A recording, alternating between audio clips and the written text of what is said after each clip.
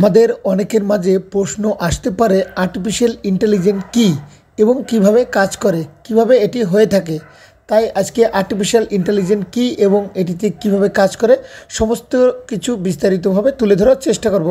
যারা আমার এই চ্যানেল নতুন এসেছেন তারা অবশ্যই চ্যানেলটি সাবস্ক্রাইব করে পাশে থাকবেন এবং বেল বাটনটি অন করে রাখবেন। তো চলুন শুরু করা যাক। প্রযুক্তির সাথে সরাসরি সম্পর্কযুক্ত একটি প্রযুক্তি হচ্ছে আর্টিফিশিয়াল ইন্টেলিজেন্স।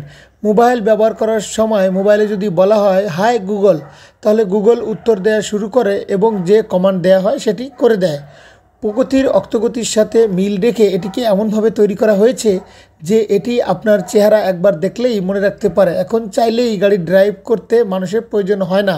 এ ধরনের অনেক উদাহরণ রয়েছে। আজকের এই ভিডিওতে আর্টিফিশিয়াল ইন্টেলিজেন্স বা কৃত্রিম বুদ্ধিমত্তা বিস্তারিত অনেক কিছু আলোচনা করা হবে। তাই মনোযোগ সহকারে এই ভিডিওটি দেখুন, তাহলে আর্টিফিশিয়াল ইন্টেলিজেন্স সম্পর্কে পুরো ধারণা পেয়ে যাবেন। আর্টিফিশিয়াল ইন্টেলিজেন্স কী? আমরা সকলে জানি যে মোবাইল অথবা কম্পিউটার জাতীয় সমস্ত যন্ত্র নিজে নিজে কোনো কাজ করতে পারে না এবং কোনো সিদ্ধান্ত গ্রহণ করতে পারে না। যদি কোনো ইলেকট্রিক যন্ত্র বা কোনো প্রকার সমস্যা হয় তাহলে নিজে নিজে সেটি ঠিক করার মতো সিদ্ধান্ত গ্রহণ করতে পারে না। কোনো একটি যন্ত্রের সহযোগিতা নিয়ে কিন্তু এই প্রোগ্রামের মাধ্যমে ঠিক করে দিতে হয়। কৃত্রিম বুদ্ধিমত্তা হচ্ছে এমন এক উদ্ভাবন যার মাধ্যমে খুব সহজে কোনো এক যন্ত্রের মধ্যে চিন্তা শক্তি, জ্ঞান, শিক্ষক বা উপলব্ধি পরিকল্পনা করার ক্ষমতা, যোগাযোগ ব্যবস্থা, বস্তুকে এক জায়গা থেকে অন্য জায়গায় যাওয়ার নিজস্ব ক্ষমতা দেওয়া হয়। যেমন রোবট মানুষের নিজস্ব চিন্তাভাবনাগুলোকে কম্পিউটার প্রোগ্রামের মাধ্যমে কম্পিউটারের মধ্যে সেই চিন্তা শক্তিকে বাস্তব রূপ দেওয়াকে কৃত্রিম বুদ্ধিমত্তা বা আর্টিফিশিয়াল ইন্টেলিজেন্স বলা হয়। কৃত্রিম বুদ্ধিমত্তার জন্য কম্পিউটার পুরো মানুষের মতো কাজ করার ক্ষমতা রাখে।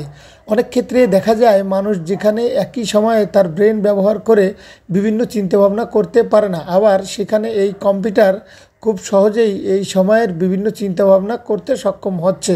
দেখুন, আপনি যদি একই সময়ে 3 থেকে 4টি কাজ করার চেষ্টা করেন তাহলে কি করা সম্ভব? দেখুন, সম্ভব না। একটি কম্পিউটার একই সময়ে বিভিন্ন রকমের কাজ করা অনেক ইজি। বর্তমান কম্পিউটারের একটি শাখা হচ্ছে কৃত্রিম বুদ্ধিমত্তা। বর্তমানে কিভাবে কম্পিউটার ব্যবহার করে মানুষের চিন্তা শক্তি, কাজ করার ইচ্ছা শক্তি এবং কাজ করার ক্ষমতা, কিভাবে সহজে চিন্তাভাবনা করে কঠিন একটি সিদ্ধান্তে পৌঁছবে, সমস্ত কিছু নিয়ে গবেষণা করা হচ্ছে। বিজ্ঞানীদের মধ্যে মানুষের চিন্তাভাবনা করা যন্ত্রের মাধ্যমে বাস্তবায়নকে কৃত্রিম বুদ্ধিমত্তা বলা হয়। আর্টিফিশিয়াল ইন্টেলিজেন্স ইতিহাস চিন্তা করতে পারে এমন বুদ্ধিমত্তা, এমন একটি যন্ত্র মূলত গল্প বলার জন্য প্রথমে তৈরি করা হয়েছিল। তারপর প্রযুক্তির অগ্রগতির জন্য 1950 সালে অ্যালান টুরিং একটি গবেষণার জন্য আর্টিফিশিয়াল ইন্টেলিজেন্স কৃত্রিম বুদ্ধিমত্তার পরীক্ষা করার জন্য একটি প্রক্রিয়া উদ্ভাবন করলেন, যার নাম দিলেন ডুইং টুইখা। আর্টিফিশিয়াল ইন্টেলিজেন্সের ইতিহাসে শুরু হয় 1950 সালের মধ্যে এবং এই প্রযুক্তির ধারণা দেন জন এমসি কার্থি এবং তার এই ধারণাকে মেশিনের তৈরি বিজ্ঞান ও প্রকৌশলী হিসেবে সম্মানিত করা হয়। মূলত আর্টিফিশিয়াল ইন্টেলিজেন্স হচ্ছে বিজ্ঞান এবং প্রযুক্তির একটি ক্ষেত্র যা কম্পিউটার বিজ্ঞান, জীববিজ্ঞান, মনোবিজ্ঞান, প্রকৌশল, স্বাস্থ্যের উপর নির্মিত। ঠিক আছে, এই আর্টিফিশিয়াল ইন্টেলিজেন্সের মূল লক্ষ্য হচ্ছে মানুষের চিন্তাকে কাজে লাগিয়ে কম্পিউটার বিজ্ঞানের উন্নয়ন করা। যেমন চিন্তাকর্তা পড়তে পারবে, চলাচলা করতে পারবে, হাঁটাচলা করতে পারবে, শুনতে পারবে, যে কাজের কথা বলা হবে সেই কাজ করতে পারবে। বর্তমান সময়ে যদি দেখা যায় এটির ব্যবহার অনেক বেশি শুরু হয়ে গিয়েছে। আর্টিফিশিয়াল ইন্টেলিজেন্সের ওকার করবে। আর্টিফিশিয়াল ইন্টেলিজেন্সকে 3 ভাগে বিভক্ত করা হয়েছে, যেমন weak AI, narrow AI, strong AI এবং artificial general intelligence singularity AI, super intelligence. Weak AI, narrow AI এটি এমনভাবে তৈরি করা হয়েছে যে শুধুমাত্র একটি বিষয় ছাড়া অন্য বিষয়ের উপরে কাজ করতে পারে না। বর্তমানে আমরা এই প্রযুক্তির ব্যবহারটা করছি। Strong AI artificial intelligence general এবং এই কম্পিউটারকে একজন স্বয়ংসম্পন্ন মানুষের মতো কাজ করানো হয়ে থাকে। সিঙ্গুলারিটি এআই বা সুপার ইন্টেলিজেন্স এটি এমন একটি প্রযুক্তি যা মাল্টি ক্যাটাগরির বুদ্ধি নিয়ে কাজ করতে পারে। এটি সবচেয়ে বিচক্ষণ মানুষগুলোকে হার মানিয়ে দিবে। সবচেয়ে প্রতিভাবান মানুষকে হার মানাতে এর সময় লাগবে না। আর্টিফিশিয়াল ইন্টেলিজেন্সের ব্যবহার বর্তমানে আর্টিফিশিয়াল ইন্টেলিজেন্সের প্রভাব এমনভাবে ছড়িয়ে পড়েছে এটি দৈনিক জীবনের একটি অংশ হয়ে উঠেছে। তাই এখন কিছু ব্যবহার এমন ক্ষেত্রে সময়ের সময় বিস্তারিত আলোচনা করার চেষ্টা করব। রোগ নিরাময়ের ক্ষেত্রে, বিনোদনের ক্ষেত্রে, বিভিন্ন ইলেকট্রনিক্স ডিভাইসের গ্রুপ অফ দুটি সময়ের ক্ষেত্রে, জেট বিমান চলাচলের ক্ষেত্রে, গাড়ির গতি এবং দিকে ঠিক রাখতে, বিভিন্ন পরিকল্পনা করার ক্ষেত্রে, নতুন কিছু উদ্ভাবনের জন্য, ব্যাংকিংয়ে কাজ করার ক্ষেত্রে, মানচিত্র বা নেভিগেশনের ক্ষেত্রে, 3D ছবি তোলার ক্ষেত্রে, মিডিয়া রিকমেন্ডেশন, স্মার্ট অ্যাসিস্ট্যান্ট তৈরির ক্ষেত্রে, রোগ নিয়মের ক্ষেত্রে আর্টিফিশিয়াল ইন্টেলিজেন্ট রোগ নিরাময়ের ক্ষেত্রে অনেক বেশি উপকার করে থাকে। আগের দিনে মানুষের কোনো রোগ হলে সেই রোগের চিকিৎসা করা হতো ধারণা করে ভিত্তি করে, কারণ কী রোগ হয়েছে সেটি কোনোভাবেই জানা পসিবল হতো না। শুধু রোগের লক্ষণ দেখেই সেবা প্রদান করা হতো না। কিন্তু বর্তমান সময়ে ক্যান্সারের মতো রোগ খুব সহজেই শনাক্ত করা যাচ্ছে। শুধু ক্যান্সার সেটিও কিন্তু নয়, কারণ এখন সমস্ত রোগের চিকিৎসা করার পূর্বে বিভিন্ন পরীক্ষা নিরীক্ষা করা হয়ে থাকে। হটি সেপারে রক্তের পরীক্ষা খুব সহজেই কম্পিউটার গ্রুপ থেকে শুরু করে ইনোগ্লোবিলের পরীক্ষা, ভাইরাস আছে কি না সমস্ত কিছু কিন্তু মিনিটের মধ্যে নির্ণয় করা যাচ্ছে। তাই বলা যেতে পারে আর্টিফিশিয়াল ইন্টেলিজেন্ট একটা অসাধারণ একটা বিষয়। বিনোদনের ক্ষেত্রে আর্টিফিশিয়াল ইন্টেলিজেন্ট কৃত্রিম বুদ্ধিমত্তার ক্ষেত্রে এবং অনেক কিছু পরিবর্তন করে ফেলেছে। যেমন আমরা কম্পিউটার ব্যবহার করে খুব সহজেই নিজের পছন্দ মতো গেম খেলতে পারি। তাছাড়া গান শোনার ক্ষেত্রে, মুভি দেখার সমস্ত কিছু কিন্তু ইন্টারনেটে হচ্ছে। ইন্টারনেটে কোনো কিছু সার্চ করার সাথে সাথে বুঝে নিচ্ছে যে আমরা কী চাই। তাছাড়া কার্টুন ভিডিওগুলো আচরণের জন্য খুব অসাধারণ হয়ে থাকে।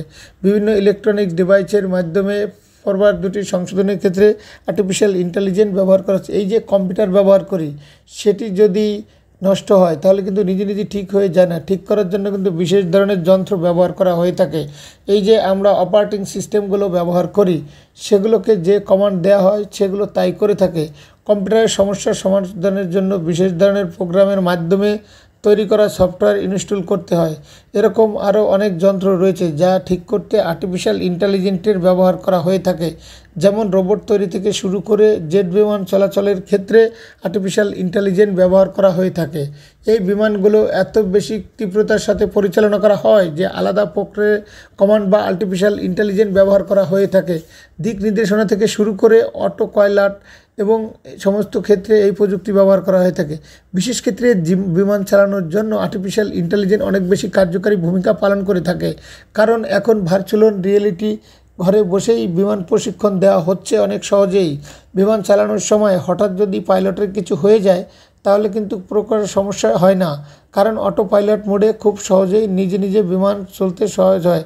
গায়ের গতি এবং ডেকে ঠিক রাখতে আর্টিফিশিয়াল ইন্টেলিজেন্টের ব্যবহার। রাস্তায় চলার সময় দেখা যায় অধিক গতিতে অনেক গাড়ি ছুটে চলেছে, কিন্তু বর্তমান সময়ে এমন বেশি প্রযুক্তি বের হয়েছে যে একটি গাড়ি রাস্তা দিয়ে কী পরিমাণ গতিতে যাচ্ছে সেটি মেপে নেওয়া যাচ্ছে। ব্যবহার করা হচ্ছে অটোমেটিক সিগন্যাল বাতি। তাছাড়াও টেসলার মতো গাড়ি কোম্পানি তৈরি করছে ড্রাইভারবিহীন গাড়ি। রাস্তায় মোড় আসলে গাড়ি আগে থেকেই সিগন্যাল দিয়ে দিচ্ছে। গুগল ম্যাপের মতো প্রযুক্তি তৈরি হয়েছে সহজেই রাস্তা চেনার জন্য। বন্ধুরা, বিভিন্ন পরিকল্পনা করার ক্ষেত্রে আর্টিফিশিয়াল ইন্টেলিজেন্ট কীভাবে কাজ করে সেটা জানা যাক। দেখুন, মানুষ চাইলেই অনেক কিছু মুহূর্তের মধ্যেই পরিকল্পনা করে ফেলতে পারে, কিন্তু আর্টিফিশিয়াল ইন্টেলিজেন্ট বা কৃত্রিম বুদ্ধিমত্তা ব্যবহার করে অতি সহজেই যে কোনো কিছু পরিকল্পনা করা যায়। তো একটি পরিকল্পনার ক্ষেত্রে আর্টিফিশিয়াল ইন্টেলিজেন্ট এরকম হাজারো টেকনিক্যালি কাজের ক্ষেত্রে ইউজ হয়ে থাকে। তো অনপেসিভের আর্টিফিশিয়াল ইন্টেলিজেন্ট জাস্ট এক্সাম্পল আপনাদের বোঝানোর জন্য এতগুলো কথা বলা হয়েছে। তো আমার এই ভিডিওটি থেকে যদি আপনারা একটু কিছু শিখতে পারেন বা বুঝতে পারেন তাহলে অবশ্যই ভিডিওতে একটি লাইক দিবেন এবং আমার চ্যানেলটি অবশ্যই সাবস্ক্রাইব করে পাশে থাকবেন। আর ভিডিওটি আমাদের অনপেসিভের ফাউন্ডারদের সাথে শেয়ার করতে একদমই ভুলবেন না। তো আপনারা সর্বদা ভালো থাকবেন, সুস্থ থাকবেন। আল্লাহ হাফেজ।